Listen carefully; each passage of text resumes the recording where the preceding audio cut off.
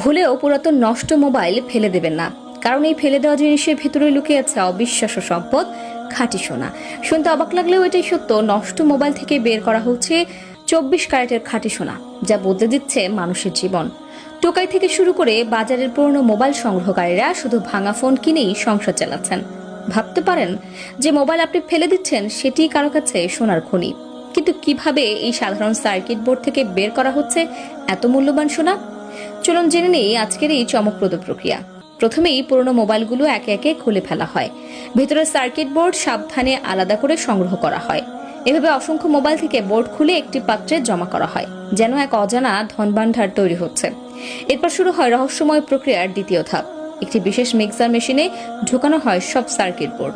মেশিনটি ঘোরানোর পাশাপাশি দেওয়া হয় প্রচন্ড আগুনের উত্তাপ। এই ভয়ঙ্কর তাপে সার্কিটের ভেতরের বিভিন্ন উপাদান আলাদা হয়ে যেতে শুরু করে, ঠিক যেন ভেতরের গোপন রহস্য বেরিয়ে আসছে। মেশিন থেকে বের করার পর সব উপাদান একত্রে ঢেলে আলাদা করা হয়।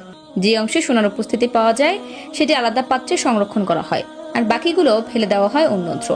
মূলত সার্কিট বোর্ডের ভেতরেই লুকিয়ে থাকে সেই সোনার কণা।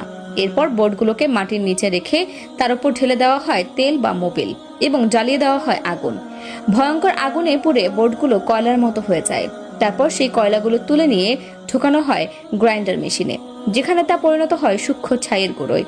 পরবর্তী ধাপে এই ছাই একত্র করে তাতে মেশানো হয় একটি সাদা রহস্যময় উপাদান। ভালোভাবে মিশিয়ে নেওয়ার পর শুরু হয় সবচেয়ে গুরুত্বপূর্ণ ধাপ, সোনা আলাদা করার মূল প্রক্রিয়া। ছাইয়ের মিশ্রণ বস্তায় ভরে ফেলে দেওয়া হয় মাটির নিচে থাকা একটি উত্তপ্ত চুল্লিতে।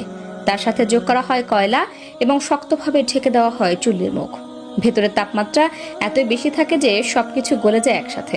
কয়েক ঘন্টা পর সেই গলিত পদার্থ বের করে ঢেলে দেওয়া হয় মাটির একটি ছোট গর্তে।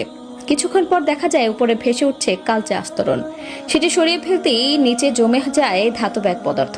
এই ধাতব অংশটি ঠান্ডা করে আবারও চুল্লিতে গলানো হয়। গলানোর সময় ভেসে ওঠা অপ্রয়োজনীয় অংশগুলো সাবধানে সরিয়ে ফেলা হয়। শেষে যা থাকে সেটি আসল সম্পদের ইঙ্গিত। এবার শুরু হয় রাসায়নিকের খেলা। ধাতব অংশকে একটি ড্রামে রেখে তাতে ঢালা হয় বিশেষ কিছু রাসায়নিক। ধীরে ধীরে বিক্রিয়ার মাধ্যমে তরল রং পরিবর্তন করে সবুজ হয়ে যায়। তারপর সেই তরল ফেলে দিলে দেখা যায় নিচে জমে আছে সোনালী গুঁড়ো। সেই সোনালী গুঁড়োগুলো